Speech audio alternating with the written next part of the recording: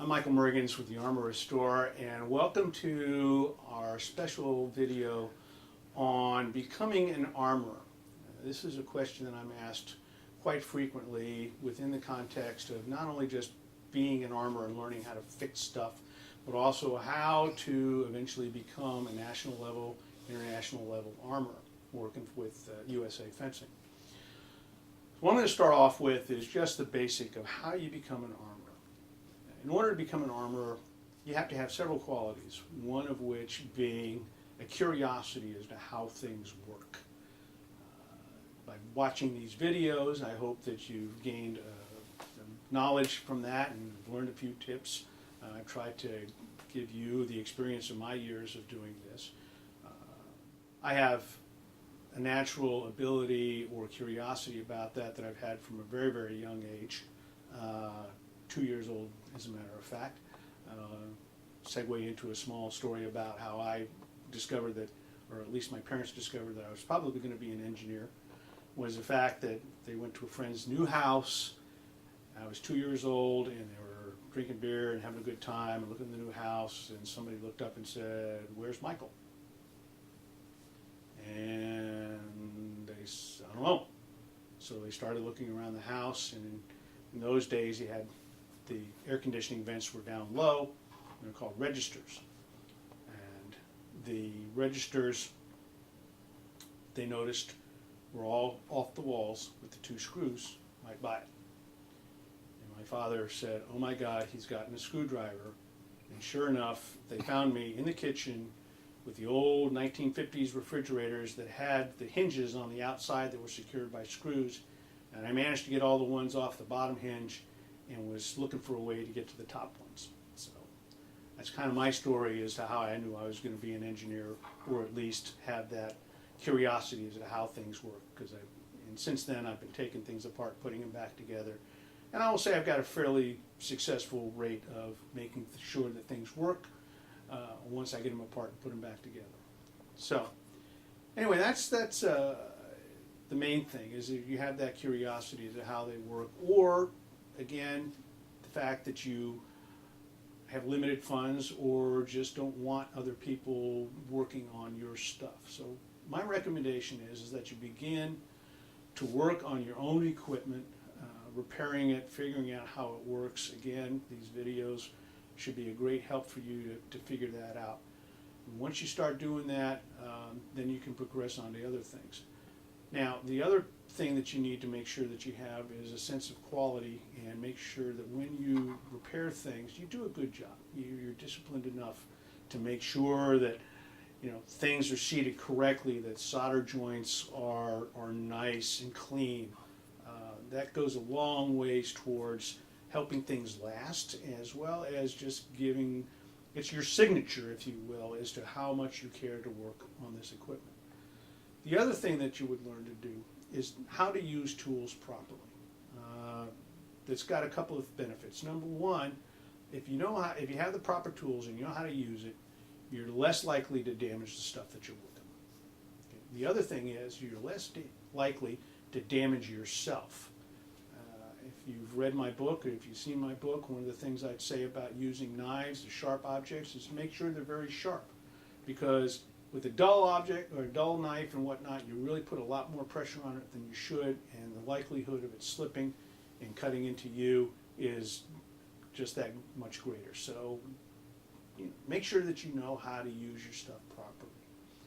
So again, make sure you do quality work, you use the right tools the right way, and the fact that you understand how things go together and work. So as you progress and you're confident in working on your own stuff, then you can move on to working on other people's things. You can start at your club. One thing that I would recommend, that if you do start working for your club as an armorer, don't do things for free. If you do things for free, it lessens the value of your work. And people will come to expect that of you. Your time is worth something. Your expertise is worth something. It doesn't have to be a whole lot of money, or you might even just want to put out a tip jar outside your workspace. I I do that at the club that I am for just minor tweaks and repairs and everything else. When people ask how much do I owe you, I tell them, give me what makes your heart happy. I don't set any real rates on that. There are other repairs and things that I do have a set fee for, and people understand that and they're willing to pay for it. Other than that, they come to me and they may ask me how to do that. I'll be more than happy to share that information, just as I do through these videos. You too, as an armorer, should be willing to share that information, just so that people can do the work on their own. In the long run, what that does is that lowers your workload, and the fact that people can take care of those small problems, and then you can go on to bigger and more complicated problems.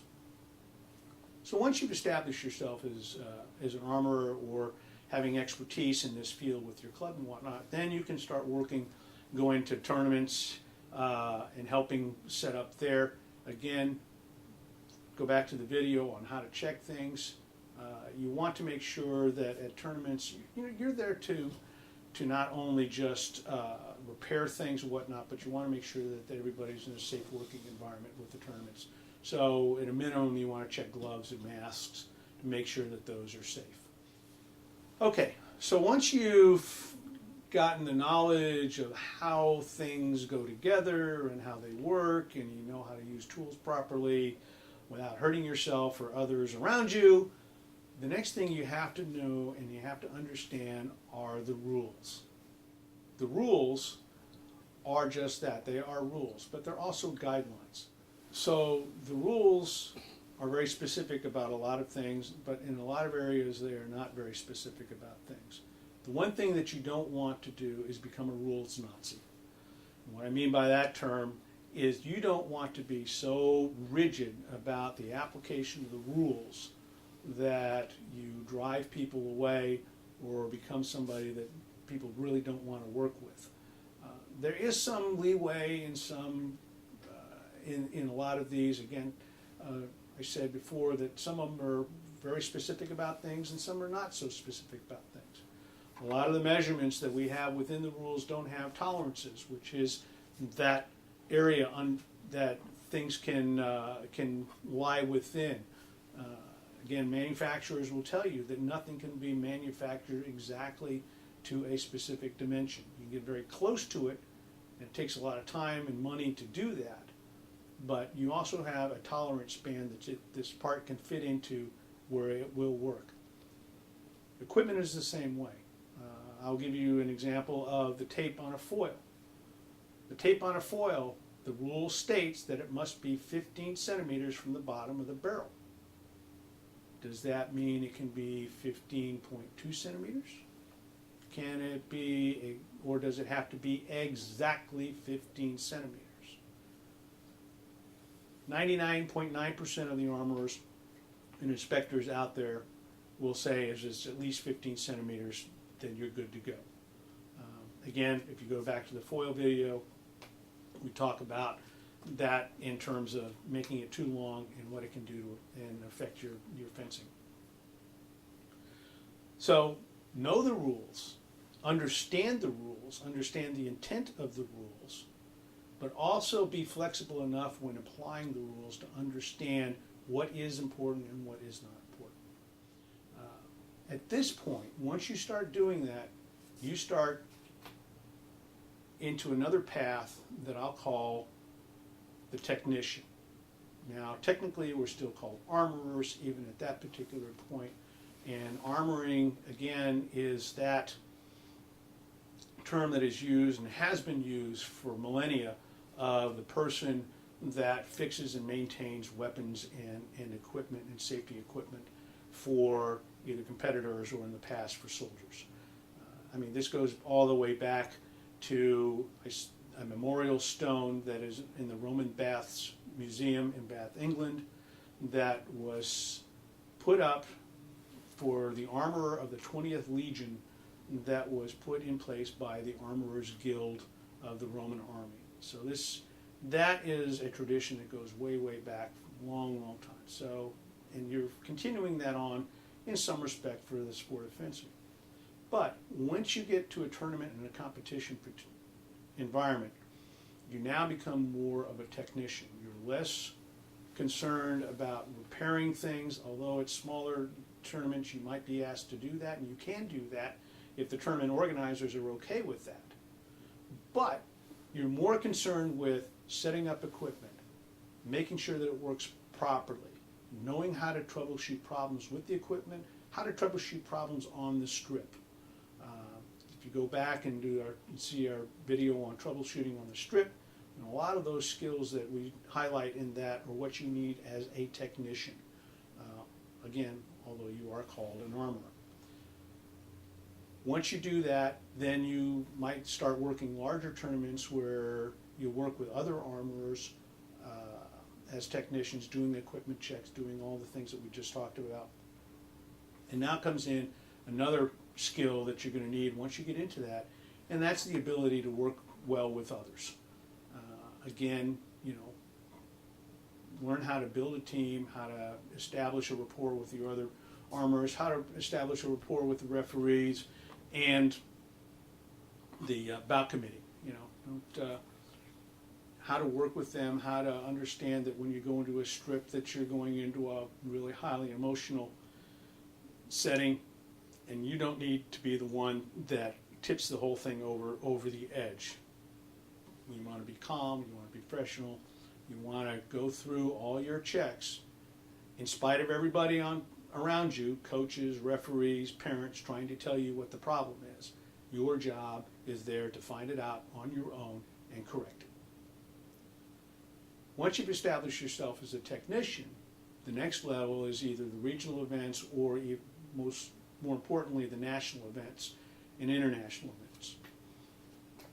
The process for transitioning to that level, as I understand it, and has been up until this point, I cannot say whether or not it has changed. I don't think it has.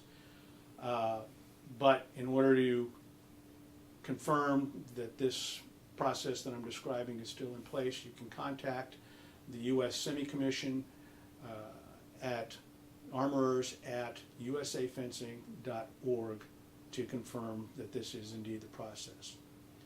So the process is basically this. You volunteer to work as a technician or an armorer, terms are interchangeable at this point, at a NAC. What you do is, when I say volunteer, I mean just that. You are responsible for your own transportation, your own housing, your own meals.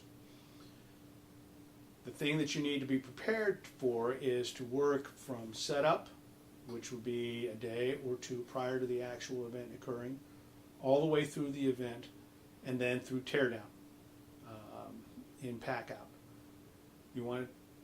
Once you do that, you coordinate with the head tech that is in charge of that event, is to volunteer, and let him know that this is what you want to do.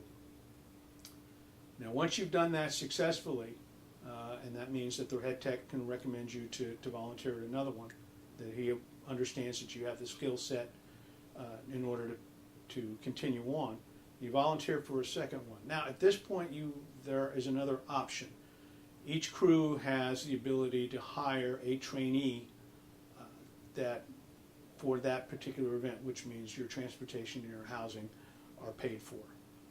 Sometimes the meals are also paid for, but that kind of has been inconsistent. So at least plan on the fact that your transportation and your lodging will be paid for that event. Once that, again, that has to be coordinated with the head tech for that particular event. Once you've successfully completed those two requirements under two different head techs, okay, let me make that clear, is that you cannot volunteer or train under the same head tech in order to be considered to be put on the national hire list. They have to be different ones. Once you've done that, then the head tech can make the recommendation as to whether or not you be added to the national hire list. What that does is that puts you on a list of people that head techs can consider for hiring for national events and international, for the World Cups per se here that are held here in the U.S. Once you're added to that list, that list is made available to the head techs, and they can hire their crews from that list. Again, you want to check with the U.S. Semi as to what the list is and whether or not you're on that particular list. Again, contact them at armorers@usafencing.org. At this point, once you're on the hire list, then once you work a number of events and you gain different skills and understand the things that a head tech really needs to know, which is the loadout and unloading of the equipment and how it's all put in the trucks and the information that is required to know about how to balance loads, etc., as well as layouts and how the flow of equipment check, etc., is going, then you might want to be considered to be a head tech. My suggestion is you make those desires known after you've worked a number of years doing these events, and they will take that in consideration. Now, once you've done that, or you've worked as an armorer for a number of years, you may want to be considered to work as one of the team armorers for the U.S. teams. Again, at this point, you have to have a demonstrated dedication to the sport and into armoring, and a demonstrated ability to work on just about every piece of equipment that is available. That is a selection process that is handled by the U.S. Semi and the National Office for selecting whoever those armorers are going to be. Again, this is something that you can aspire to, but it is going to take a while for you to get that, because the opportunities are far less than being able to work at an ACK or being a head tech. So I hope this information has been useful to you in understanding the process of how to become an armorer, how to work at the national level, international level. If you have any questions, please contact me or contact, again, U.S. Semi at armorers@usafencing.org. Thanks for watching this video. I appreciate all the dedication and hard work for the armorers out there. And please visit our store, The Armorers Store, at www.thearmorerstore.com.